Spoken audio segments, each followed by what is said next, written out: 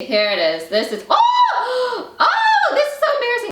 Hey guys, it's Kim. Usually I film with my husband Dan as well, but he's at work right now. But not to worry because I've got all of my plants here to keep me company. It's actually springtime and all of my plants are bursting out of their pots and they desperately need to be repotted. So I figure I would just turn on the camera and show you my process of how I do that. Just a disclaimer, I am by no means an expert in regards to houseplants. I have about 5 years under my belt, but that doesn't mean I know everything. I'm just gonna show you how I like to do things. And regardless, I hope it helps you. So let's get started. First thing I wanna do is find a pot that is about 1 inch or 2 bigger than the current pot that it's in. So I think this is a good fit. If you see me struggle to hold things with this arm, it's because I just got my COVID shot. So it's a little sore. But usually I'll just take some soil and I'll put it in a separate bowl. So you can see my dirt pile has a bunch of clumps in it, so you wanna just make sure and crush those. Oh, and something else that you wanna be wary of is what type of dirt you have. So this is called potting mix. That is good for dirt that's in containers. There's also gardening soil, which is actually better for plants that are outside, like in flower beds. So you should really make sure that you get the right soil. Okay, so I've got my soil. It's pretty much all clump free, and I'm gonna go ahead and pack maybe the bottom 1 inch or 2 of this pot here, and I'm sort of just pushing the soil to the edge. And I'm going to take my original plant and sort of just tilt it and hold the base. Just kind of pat it down until it comes out. It will be a mess, just letting you know. Some people like to wear gloves. I probably should wear gloves.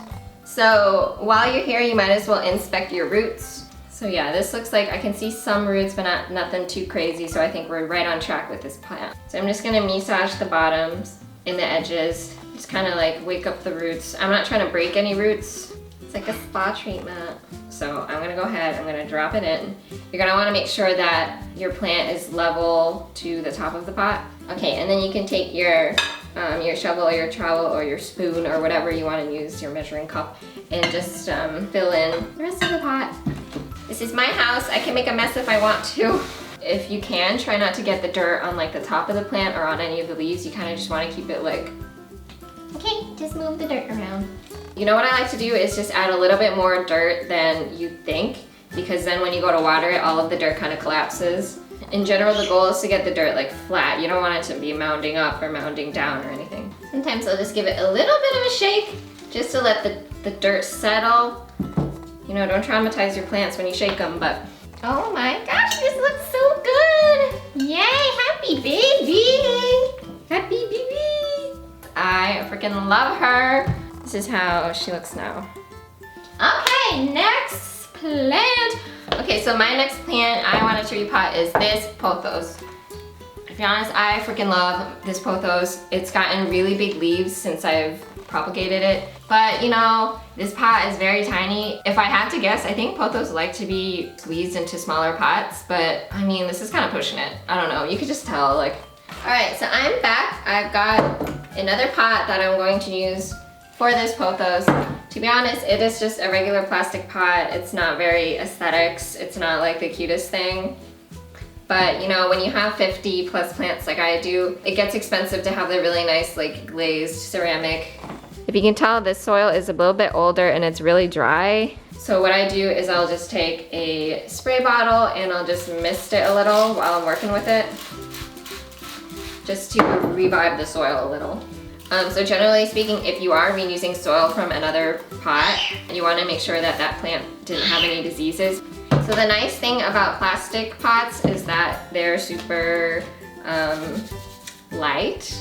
Like, remember, my arm hurts because I just got my COVID vaccine, but like this isn't too hard for me to do.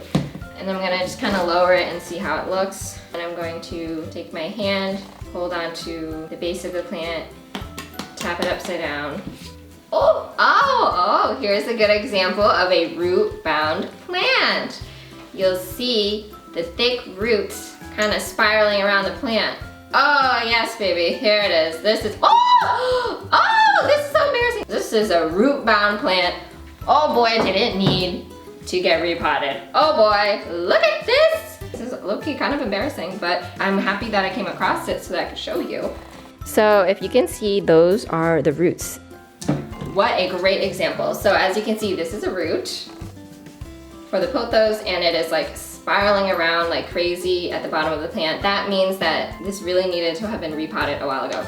So what I'm gonna do is sort of try and tug at the roots a little bit, just kind of like, you know how the cords of your earbuds get tangled up? Yeah, so I'm just gonna go ahead and try to like untangle it a little bit.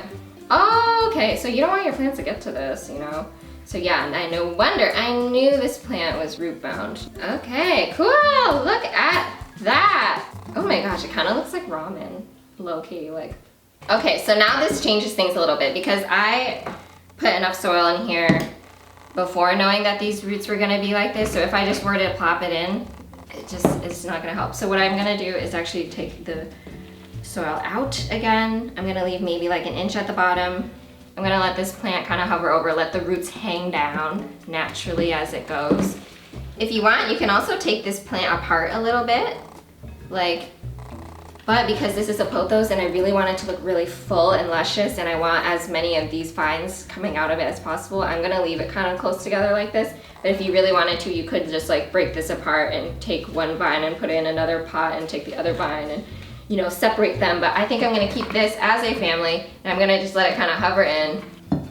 I'm just gonna fill it in from the sides and let the soil kind of slip through and under the roots. So I didn't actually learn this technique from anywhere. This is sort of just like intuitively, I think this would be the right thing to do. I don't know. I'm sure so many people are cringing at the mess I'm making. It's okay, guys. I will clean it up later.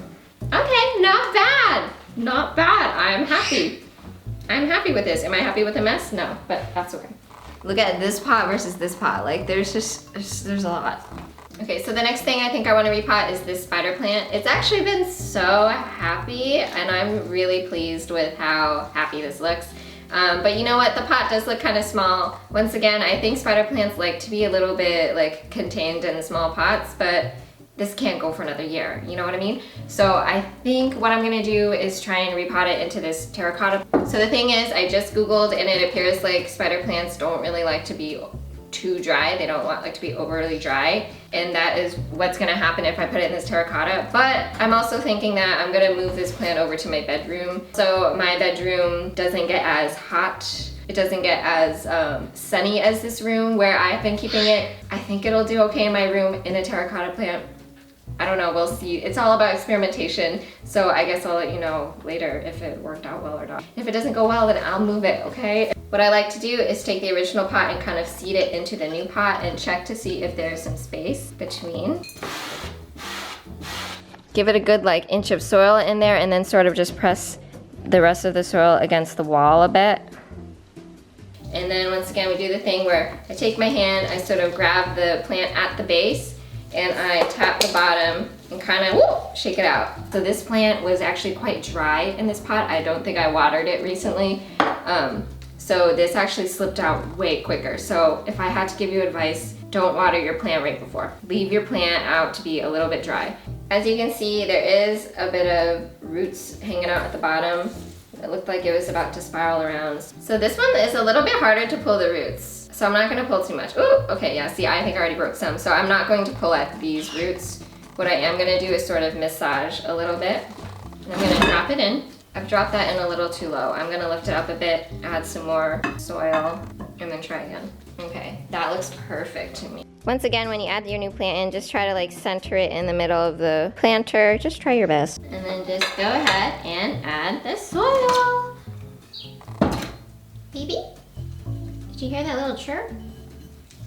There's my birds in the background. What are they doing? Now is actually the time, like if you see any leaves that have like turned brown or yellow or just isn't very like attractive anymore, get your loppers and cut them out. But I'm actually okay with the way this looks. If you see some soil that's like tucked in your plant, you don't want that there. So if you ever get soil trapped in between the leaves of your plant, you can get this like squeezy air thing. It's advertised as like a camera cleaning accessory. So you can go ahead and kind of like squeeze it out. You know what? Sometimes if your plant gets a little lopsided, like if it flops over, what you can do is just firmly, but yet gently compress it down. Here's how my spider plant looks. Super happy. Hey guys, so I showed you how I repotted 3 of my plants. I've repotted a bird's nest fern, a spider plant, and a pothos. I think those are pretty common house plants, especially for beginners. So I hope that I've helped you in some way. If you want to see more gardening, like indoor houseplant type videos, or if you have any other questions, feel free to leave them in the comments below and I'll try my best to answer them, although honestly sometimes Googling would be a lot better. Okay, well, see you later!